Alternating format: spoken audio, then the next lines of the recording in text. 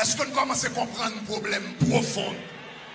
Pays d'Haïti, nous pas dans la politique avant, nous pas dans l'économie, nous pas dans le social, nous avons gardé les causes profondes. On nous dit profondes. Nous avons gardé les causes profondes. Parce que tout autant on va comprendre le monde spirituel, nous devons comprendre le monde matériel. Maintenant, il y a une alliance qui t'est faite là. Excepté, femme qui t'a fait alliance là, il t'est possédé. Il t'est possédé. Donc cela veut dire, alliance là, c'est pas avec femme dans le fait, mais c'est avec esprit infernal, exilé rouge qui t'est possédé. Ça veut dire ce jour-là, qu'on alliance infernale par le sang qui fait avec esprit exilé rouge. Et esprit exilé rouge qui s'allie son esprit de violence. Et même les gens qui vont nous dire capitaine de là, connaît ça, leur a fait hôtel, il faut y mettre un couteau sur. Parce que son esprit de violence. Ça vient expliquer pour qui ça dans le pays d'Haïti, depuis les pays a commencé à faire, jusqu'à aujourd'hui, toute histoire d'Haïti, son histoire de violence. Parce que le pays, avec mon esprit, le pays a fait pacte avec là, fait alliance avec là, fait contrat avec là, son esprit de violence. Même déclaré, c'est pour bon Dieu écraser contre ça, ce matin.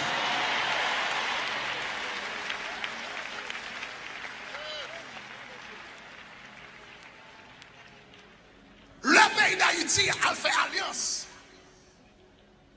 Il fait alliance avec un cochon, à travers un cochon. Bon, là, tout animal qui a un bœuf, qui a un cabri.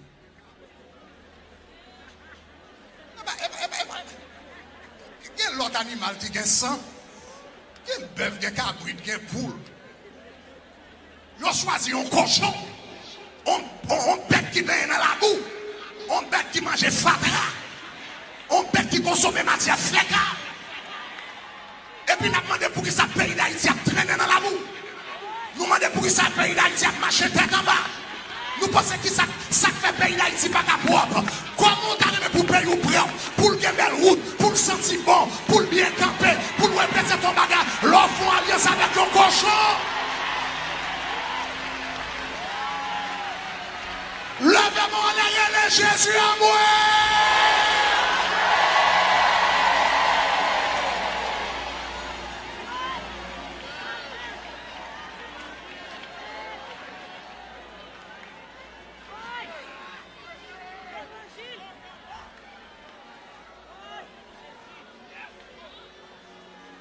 Chers habitants de ça, la moralité d'un peuple ne dépasse jamais celle de sa religion. La moralité d'un peuple ne dépasse jamais celle de sa religion. En d'autres termes, Dieu va servir, quel que soit niveau lié, c'est niveau ça va vailler.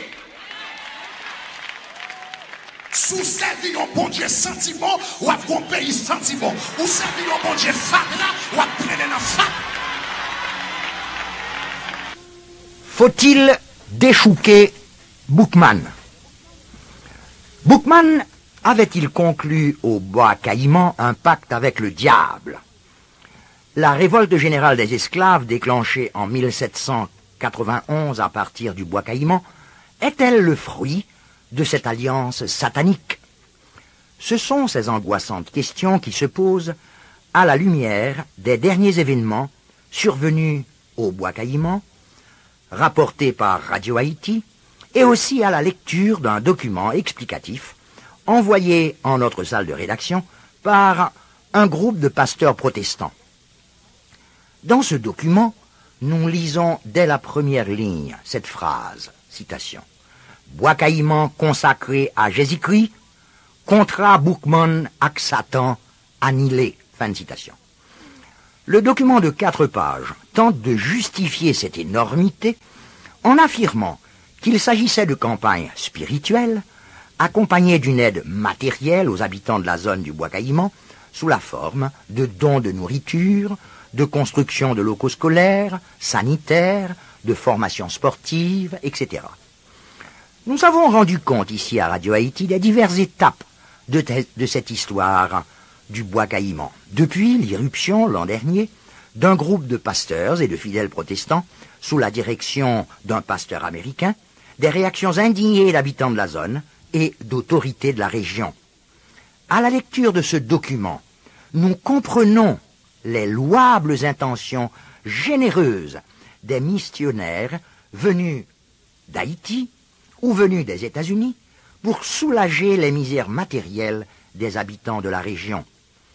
Et de même que nous encourageons toutes les ONG qui, à travers le pays, apportent aide humanitaire, aide économique et aide technique aux paysans haïtiens qui en ont tellement besoin.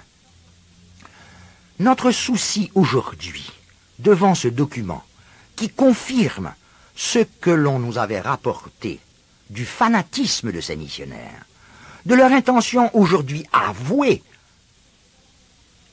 dans un texte écrit, de convertir Boukman, notre souci est de tenter de faire comprendre à ces zélateurs que tout en respectant leur droit à répandre la parole de l'Évangile, à propager l'enseignement du Christ, il faut qu'ils comprennent qu'il y a des choses à respecter dans notre pays.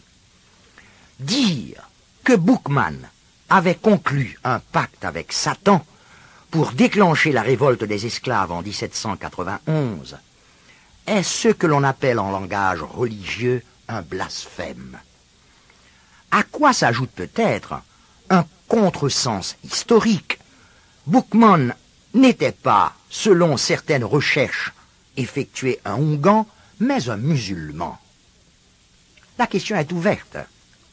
Mais, lorsque des missionnaires protestants affirment avec autant d'agressivité que Boukman a conclu un pacte avec Satan, cela désigne du doigt directement l'action déclenchée après le serment du bois caïman, c'est-à-dire la révolte des esclaves. Les missionnaires protestants se rendent-ils compte de la grave implication que cela suggère? La révolte générale de nos ancêtres en 1791 serait donc le fruit d'une alliance satanique. Distillée de cette façon aux paysans de Morne Rouge, avec accompagnement de nourriture, de promesses d'écoles et de centres de santé et d'équipes de football, il s'agit là de subversion pure et simple de la légitimité de notre révolte libératrice. Les colons esclavagistes de la plaine du Nord en 1791, devant le déchaînement des esclaves noirs qui réclamaient la liberté, n'ont pas dû réagir avec d'autres arguments pour justifier devant les curés français de l'époque leur réaction à eux en assassinant les esclaves. Les colons esclavagistes ont dû dire « il faut écraser Satan ». Après 207 ans, que l'on veuille convaincre les descendants de ces esclaves noirs de la main de Satan dans leur libération est inimaginable. Et que cela vienne de descendants de ces mêmes esclaves est la preuve de l'aveuglement de ceux qui s'imaginent que croire en Jésus-Christ donne tous les droits. Ces missionnaires zélés sont-ils des naïfs ou des cyniques? Ou sont-ils manipulés par ceux qui ne nous ont jamais pardonné d'avoir osé briser nos chaînes en 1791? Et en cela, nous avons été les seuls dans le monde. Les chaînes ont été brisées aux États-Unis par décision d'Abraham Lincoln, pas après une révolte d'esclaves. Au Brésil aussi, à Jamaïque aussi. En Haïti, on s'est soulevé et on a brisé les chaînes. Déjà, il y a 3 ans, un professeur d'université des États-Unis avait prétendu que le bois caïman n'avait jamais existé. Nous nous rendons compte qu'il faut coûte que coûte discréditer aux yeux du peuple haïtien cet acte fondateur de notre liberté, qu'est la révolte générale des esclaves, déclenchée après la cérémonie du boitaillement, soit en disant que cette cérémonie n'a jamais existé, soit en suggérant aux paysans de la région de Morne-Rouge, avec force cadeau à l'appui, que c'est Satan qui a libéré nos pères. Le document des missionnaires protestants fait référence au Baccha. Il dit même quelque part que les mesures prises par le ministère des cultes et le gouvernement pour le maintien de l'ordre sur les lieux du culte manifestent de l'entêtement de quelques représentants officiels à se battre pour préserver les restes des os des Baccha. Ces affirmations délirantes feraient sourire si elles ne traduisaient pas une intolérance virulente dans notre pays, où nous nous attendions à plus de sagesse de la part de ceux qui, vivant aux États-Unis, se nourrissent d'un christianisme qui a fleuri dans le pays de la tolérance, du consensus, c'est-à-dire du respect de l'autre. Or, poser la question religieuse en Haïti sous la forme d'une lutte entre Jésus et Baccha est faire preuve de sectarisme qui conduit tout droit à l'intolérance, en passant par un mépris profond pour des croyances identitaires de notre peuple, croyances qui ont été à l'origine de notre libération et du bris des chaînes. D'où vient cette virulence des chrétiens à propos du serment du bois caïman?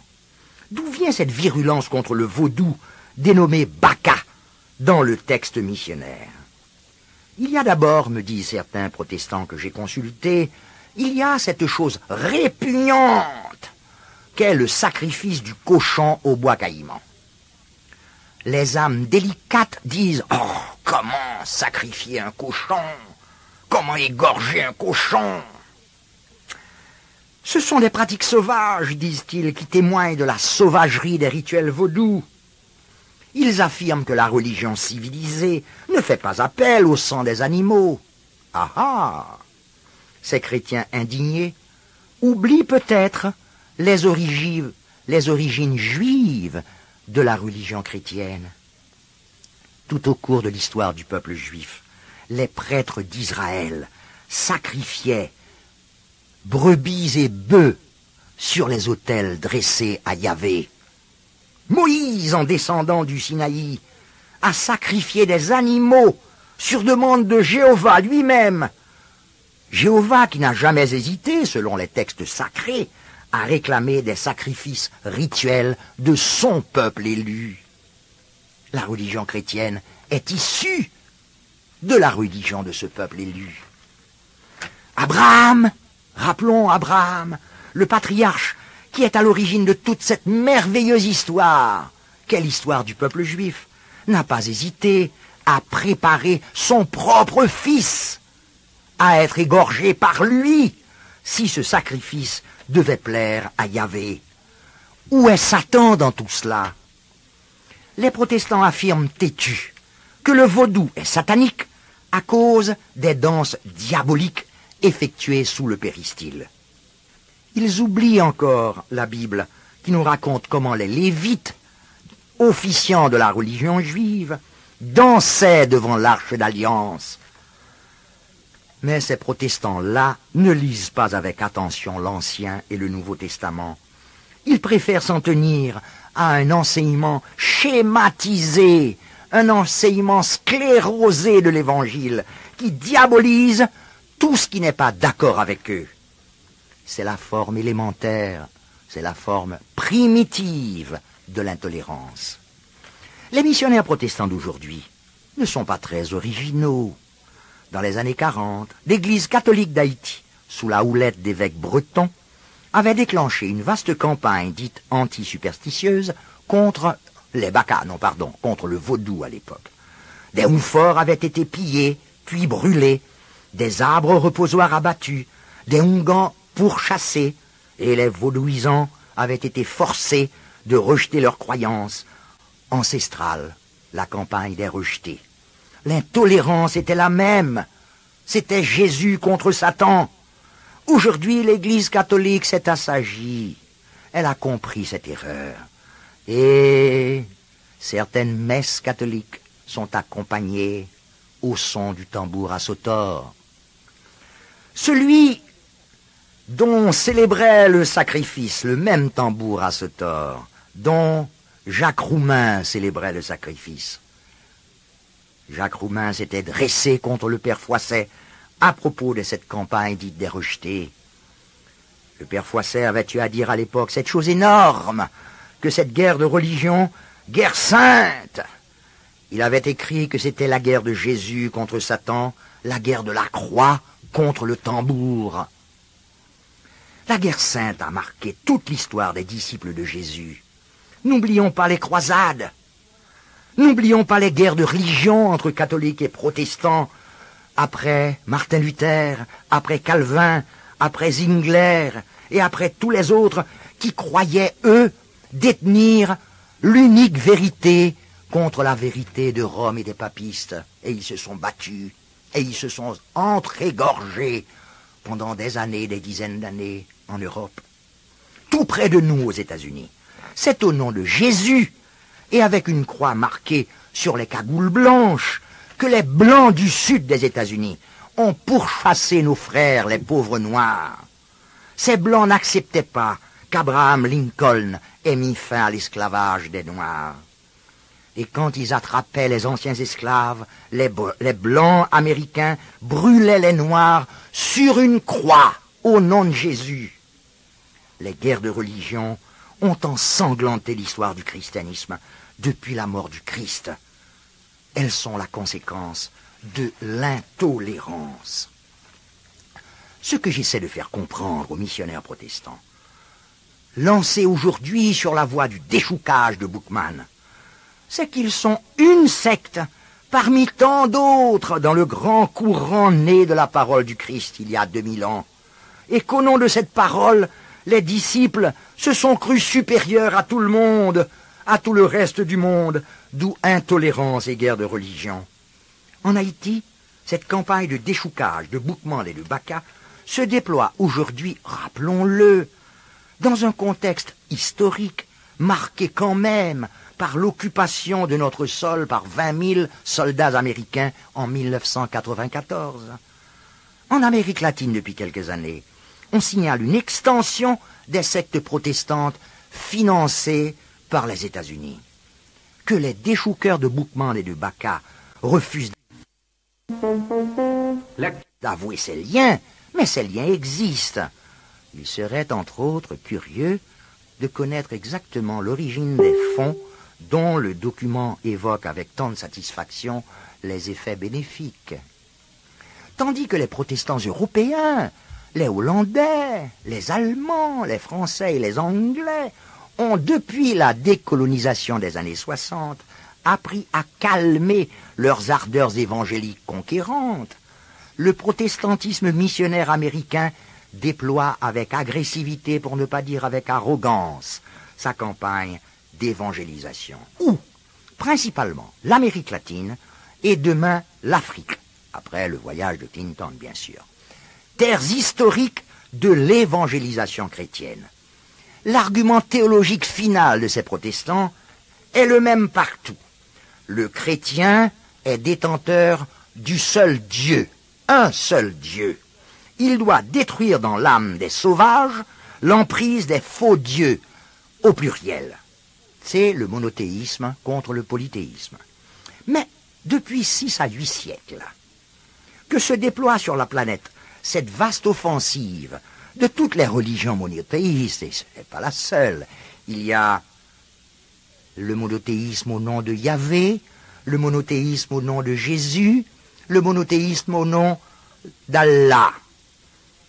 Depuis 6 à 8 siècles, il y a eu des régions entières de la planète qui n'ont jamais été conquises par le monothéisme et qui se développent économiquement, socialement, culturellement sur un socle de polythéisme solide. Pour ne citer que quelques régions, l'Inde et le Japon. Ignace de Loyola au Japon. Il faut donc que nos missionnaires aient une notion de la relation. Ce n'est pas parce que l'indigène croit en une foule de dieux qu'il n'est pas développé. Le sous-développement a des causes bien plus complexes qu'une question de faux dieux ou de Satan ou de Baccha. Cette complexité réclame de ceux qui veulent vraiment secourir les pauvres déshérités sans arrière-pensée, bien plus que la charité du cœur ou la charité de la poche. Ce qui est en cause aujourd'hui, c'est la tolérance qui suppose le respect de l'autre. On ne respecte pas l'autre lorsqu'on veut lui faire croire qu'il est pauvre parce qu'il vénère Boukman ou Erzuli ou Brahma ou Shiva. D'autant que chez nous, ces croyances ont donné lieu à un phénomène qui fait de nous un peuple unique dans la Caraïbe et peut-être dans le reste du monde. Ce phénomène, c'est notre art, intrinsèquement lié au foisonnement et à la richesse de nos croyances traditionnelles. Les missionnaires protestants parlent dans leurs documents de faire venir en Haïti des milliers de touristes américains. Bravo! Mais aujourd'hui, dans la Caraïbe, les agences de voyage recommencent à parler d'Haïti comme le seul pays où la créativité vaudou a permis cette luxuriance artistique devant laquelle un André Breton, il y a 40 ans, un Américain, DeWitt Peters, ou le grand André Malraux se sont respectueusement inclinés. Laissez Boukman tranquille. Laissez Boukman, laissez les Baccha, laissez le vaudou inspirer Hector Hippolyte ou la fortune Félix. Qui a jamais dit en Europe qu'il fallait déchouquer Hieronymus Bosch, le grand peintre hollandais, qui a regardé profondément ceux qui venaient d'un autre monde au fond de lui, le monde des diables, célébré par joli mot chez nous, laissez Boukman tranquille. Pas essayer d'échouquer Boukman. Merci. L'actualité à brûle-pourpoint, Haïti Inter fait le point.